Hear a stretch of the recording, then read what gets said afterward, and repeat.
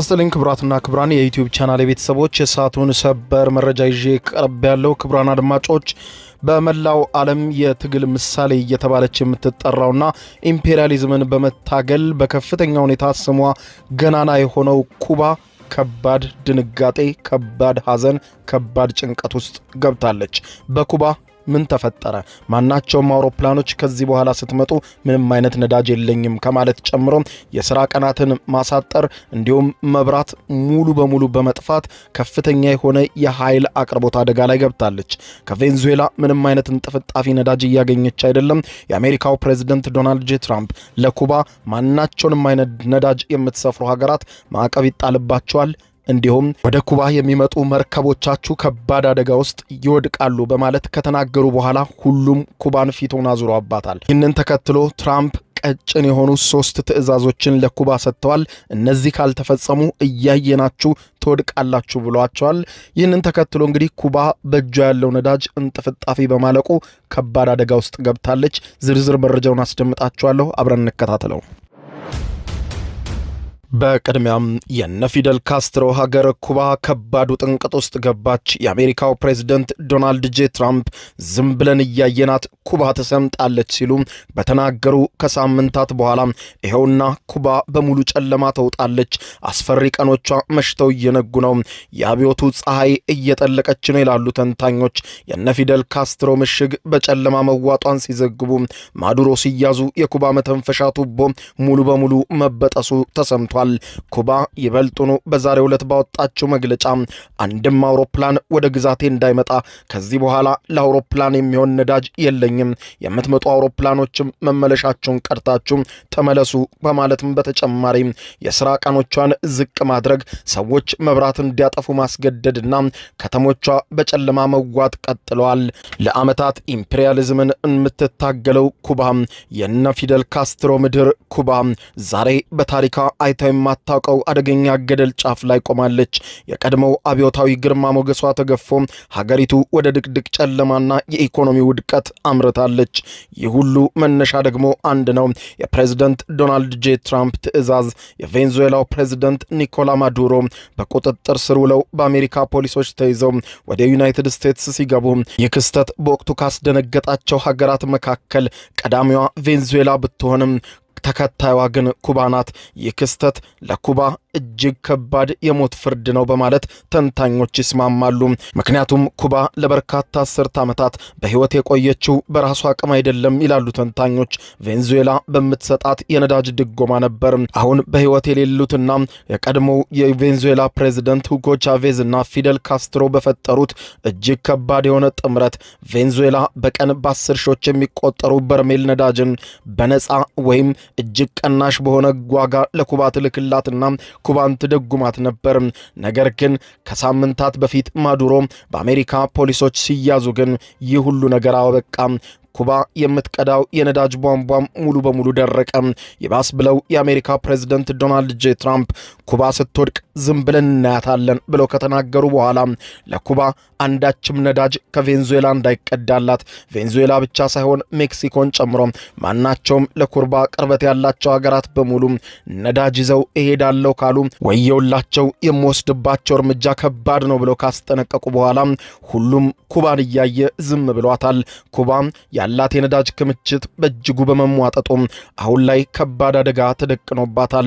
ሁኔታው ምን ያክል አደገኛ እንደሆነ ለመረዳት የነዳጅ አቅርቦት ቁጥሮችን ማየት በቂ ነው ይላሉ ተንታኞች። ሀገሪቱ ለመብራት፣ ለትራንስፖርትና ለኢንዱስትሪ በቀን በአማካይ 125,000 በርሜል ነዳጅ ያስፈልጋታል። ከቬንዙዌላ ይመጣ የነበረው ማዱሮ ከመያዛቸው በፊት በቀን እስከ 57,000 በርሜል ከጠቅላላ ፍላጎቷ ከግማሽ ያህሉም በላይ የምትሸፍንላት ቬንዙዌላ ነበረች። የአሁኑ እውነታ ግን አስደንጋጭ ነው። የማዱሮ አስተዳደር በመውደቁ ምክንያት ይህ 57,000 በርሜል ነዳጅ ሙሉ በሙሉ ቆሟል። የሀገር ውስጥ አቅምን ስንመለከት ኩባ በራሷ ማምረት የምትችለው በቀን 40,000 በርሜል ብቻ ነው። ያም ቢሆን ደግሞ ጥራቱ ዝቅተኛና ለኃይል ማመንጫ ብዙም የማይሆን ነዳጅ ነው ያላት ኩባ። ውጤቱን ስንመለከት ኩባ አሁን ላይ 68% የሚሆነውን የኃይል ፍላጎቷን ማሟላት አቅቷት ባዶ እጇን እንደቀረች መገናኛ ብዙሃን እየዘገቡ ነው። የነዳጅ አቅርቦቱ በኩባ ሕዝብ ላይ የፈጠረው ከባድ ተጽዕኖና ድንጋጤ ባለፉት 18 ሰዓታት በኩባ ሙሉ በሙሉ በጨለማ ተውጣለች። በአሁኑ ሰዓት በአብዛኛው የኩባ ግዛቶች መብራት የሚመጣው በቀን ለ3 ሰዓታት ብቻ እንደሆነ መንግስት ገልጿል። ምግብ ማቀዝቀዣ ውስጥ ይበላሻል። ሆስፒታሎች በጄኔሬተር ለመስራት እየታገሉ ነው። የትራንስፖርቱ ሽባ መሆኑን የገለጹ መገናኛ ብዙሃን ከሃቫና ኩባ እንደዘገቡት የህዝብ ትራንስፖርት ሙሉ ለሙሉ ሊባል በሚችል ደረጃ ቆሟል። ሰራተኞች ወደ ስራ ገበታቸው መሄድ፣ ተማሪዎችም ወደ ትምህርት ቤት መሄድ ባለመቻላቸው የትምህርትና የሥራ ቀናት ተቀንሰዋል። ነዳጅ የለም ማለት እርሻ ማረስና ምርት ማጓጓዝ ፈጽሞ አይቻልም። ይህም የምግብ ዋጋን ሰማይ እንዲነካ አድርጎታል። የፕሬዝደንት ዲያዝ ካኔል መንግስት አጣብቂኝ ውስጥ መግባቱን ተከትሎ ኩባ ያልፈጠረባትን ለማድረግ ተገዳለች። ኩባ ለዓመታት የጽናትና የአይበገሬነት ምሳሌ ሆና ቆይታለች። አሜሪካ አፍንጫ ስር ቁጭ ብላ አሜሪካን ስትታገል የትግል ምሳሌ እየተባለች ትታወስ ነበረ። ዛሬ ግን የኩባው ፕሬዝደንት ሳይወዱ በግዳቸው የአሜሪካው ፕሬዝደንት ዶናልድ ጄ ትራምፕን እንደራደር ሲሉ ለተማጽኖ መጥራታቸው ተሰምቷል። እዚህ ቀደም የሩሲያ ወዳጅ የነበሩት ኩባዎች እንዲህ ያለ አስጨናቂ ጊዜ በገጠማቸው ሰዓት ከሩሲያ እርዳታ ያገኙ ነበር። ሜክሲኮም በዝምታ ትዋጥ ነበር። አሁን ግን ራሽያ ራሷ በገባችበት ችግር መፈተኗ፣ በሌላ በኩል ሜክሲኮ ደግሞ ከአሜሪካ በተሰጣት ጥብቅ ክልከላና መርከብሽ ወደዚያ ሳመራ ካየው ወየውልኝ የሚለው የትራምፕ ማስጠንቀቂያን ፈርታ ሜክሲኮም ወዳጇን በቅርብ ርቀት እያየች ሞቷን እየጠበቀች ይመስላል። የአሜሪካው ፕሬዝደንት ዶናልድ ጄ ትራምፕ የኩባን መንግስት ለመጣል ቆርጠው የተነሱ ነው የሚመስሉት። በቅርቡ በሰጧቸው መግለጫዎችና በፈረሙት የአስፈጻሚ ትዕዛዝ ወይም ኤክስኪዩቲቭ ኦርደር ዝርዝር ጉዳዮችን አንስተዋል። አንደኛ፣ ትራምፕ እንደሚሉት ከሆነ አገዛዙ ይወድቃል ብለው ይጠብቃሉ። ትራምፕ የቬንዙዌላው ፕሬዝደንት ማዱሮ ከተያዙ በኋላ በሰጡት አስተያየት የኩባ መንግስት አሁን እያያችሁት ይወድቋል፣ ኢትስ ጎይንግ ቱ ዳውን። ምክንያቱም ህልውና የተመሰረተው በቬንዙዌላ ነዳጅ ላይ ነው። ቬንዙዌላ አሁን በቁጥጥራችን ስር ናት። ከዚህ በኋላ ጠብ የሚል ነዳጅ ስለማያገኙ እያያችኋቸው በሳምንት ውስጥ ከፍተኛ አደጋ ውስጥ ይገባሉ ብለዋል። ሌላኛው ትራምፕ ለኩባ ነዳጅ የሚሸጥ ወይም የሚረዳ ማንኛውም ሀገር ሜክሲኮን ጨምሮ በአሜሪካ ከባድ ታሪፍ ከመመታትም በላይ መርከቦቻቸው በአሜሪካ ኢላማ ውስጥ ይወድቃሉ ብለዋል። ይህም ኩባን ከማንኛውም የውጭ እርዳታ የመነጠል እቅዳቸው ነው። ትራምፕ በዚህ ብቻ አላበቁም። በኩባ ላይ በሰነዘሩት በትር ኩባን ለአሸባሪዎች ደጋፊ በሚለው የአሜሪካ ጥቁር መዝገብ ውስጥ በማካተት የፋይናንስ ምንጮቿን ከዚህም ከዚያም ለማድረግ ከባባድ ቅጣቶችን ጥለውባታል። አሜሪካ ከኩባ ምን ትፈልጋለች የሚለው ጥያቄ ከባድ ጥያቄ ነው። የትራምፕ አስተዳደርና የውጭ ጉዳይ ሚኒስትሩ ማርኮ ሩቢዮ የኩባን ኢኮኖሚ እገዳ ለማንሳት ወይም ግንኙነት ከኩባ ጋር ለመጀመር 3 ዋና ዋና ቅድመ ሁኔታዎችን አስቀምጠው ለኩባ ተናግረዋል። እነዚህን ካላሟሉ በኩባ ላይ የተጣለው እገዳ አይነሳም፣ ኩባም ነዳጅ አታገኝም፣ እያየናት ትፈርሳለች ብለዋል።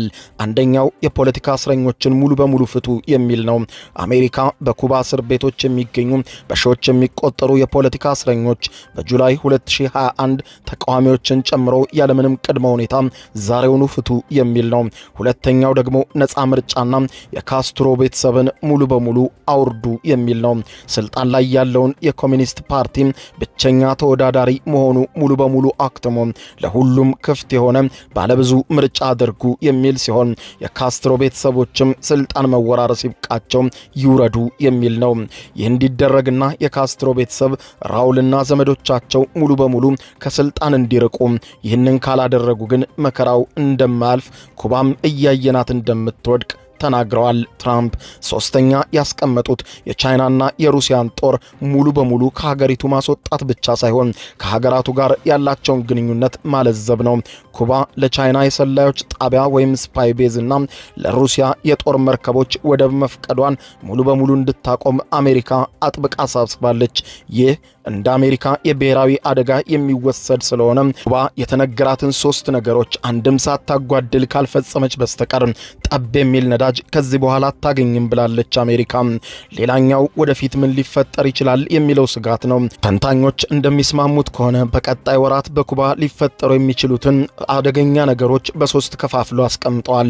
አንደኛው ምናልባት የመንግስት መውደቅ ወይም ሪጅም ኮላፕስ ሊከሰት ይችላል ይላሉ። ነዳጅ ከሌለ መብራት የለም፣ የመብራት ከሌለ ደግሞ ምግብ የለም። ይህ ደግሞ የህዝብን አመጽ አስነስቶ መንግስት ሰራዊቱን መቆጣጠር አቅቶት ሊወድቅ ይችላል። ትራምፕ የሚፈልጉት ደግሞ ይህንን ነው፣ የቬንዙዌላው አይነት ድንገተኛ ለውጥ። ሌላኛው ደግሞ የጅምላ ስደት ወይም ማስ ማይግሬሽን ነው።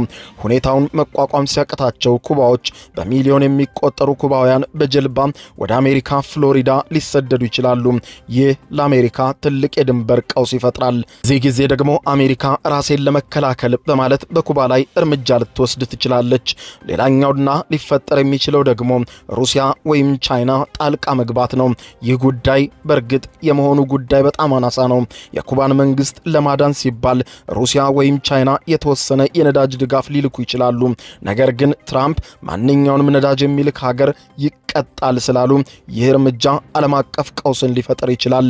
ስለዚህም ይህንን ሁኔታ ሩሲያም ሆኑ ቻይና ሊሞክሩት ይችላሉ ወይ የሚለው ራቅ ያለ ቢሆንም በሩ ግን የተዘጋ አይደለም።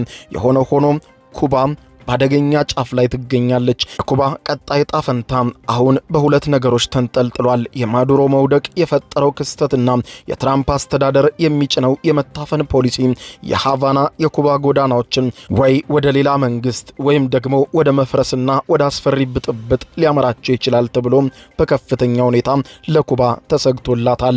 በኩባ ያለውን ሁኔታ ተከትሎ በቀጣይ ምን ሊፈጠር እንደሚችል በግልጽ ጭምር አለመታወቁ ስጋት ላይ የጣላቸው ሀገራት ዜጎቻቸውን ከኩባ በፍጥነት እያስወጡ ነው። በካሪቢያን የምትገኘው የኮሚኒስቷ ምሽግ ኩባ በታሪኳ አይታው በማታቀው የነዳጅ እልቂት ውስጥ መውደቋ ይህንን ተከትሎ ሩሲያን ጨምሮ ሌሎችም ሀገራት በደሴቲቱ የሚገኙ በሺዎች የሚቆጠሩ ዜጎቻቸውን በአስቸኳይ ደሴቲቷን ጥለው እንዲወጡ አሳስበዋል። ሩሲያ ዜጎቿን ሙሉ በሙሉ ለማውጣት ወታደራዊና የሲቪል አውሮፕላኖችን ወደ አካባቢው መላክ መጀመሯን ገልጻለች። ዘጋርዲያን እንደሚለው ከሆነ የሩሲያ አየር መንገዶች ወደ ኩባ የሚያደርጉትን መደበኛ በረራ ሙሉ በሙሉ አቋርጠዋል። አሁን ባዶ አውሮፕላኖችን በመላክ ዜጎቻቸውን ወደ ሞስኮ በመመለስ ላይ ተጠምደዋል ብለዋል። አውሮፕላኖች አሁን ወደ ሃቫና መብረር አይችሉም፣ ምክንያቱም ከቆሙ በኋላ መመለሻ ነዳጅ ስለማያገኙ። አሜሪካ ዜጎቿ ሙሉ በሙሉ ወደ ኩባ መንገዳቸውን እንዲያቋርጡ፣ በኩባ ውስጥም ያሉ አሜሪካውያን ፈጥነው ጣጥለው ሀገሪቷን ለቀው እንዲወጡ አሳስበዋል። ሌሎችም ሀገራት በደህንነት መረጃዎቻቸው ዜጎቻቸውን ለማውጣት እየታተሩ መሆናቸውን በመግለጽ ዜጎቻቸው ወደ ኩባ እንዳይሄዱ እየተናገሩ ነው። ኩባ እንዲህ ባለ ከባድ ቅርቃር ውስጥ ወድቃለች።